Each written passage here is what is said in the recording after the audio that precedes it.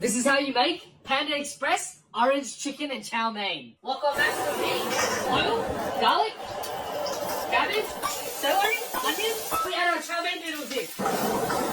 Turn down the heat and we're gonna make the sauce. To your chicken stock, add oyster sauce, sesame oil, soy sauce, chicken powder, and white pepper. Bit of potato starch and give it a mix. Crank it on high heat before we get the sauce. Now we put it aside and make the chicken. Batter, 2 parts self-raising, 1 part corn flour. Water and give it a mix. Cover the chicken in the bowl. Give it a mix and we're ready to fry orange chicken exactly like Panda Express. Put it in one at a time. While the chicken's frying, we're gonna make the sauce. Orange juice, sweet chili. Trust me man, they don't use real orange. Soy sauce, sugar, and white vinegar. Potato starch and give it a mix. Now the chicken's ready and strain it. Garlic and dried chili. Now add the sauce in. Put that sauce.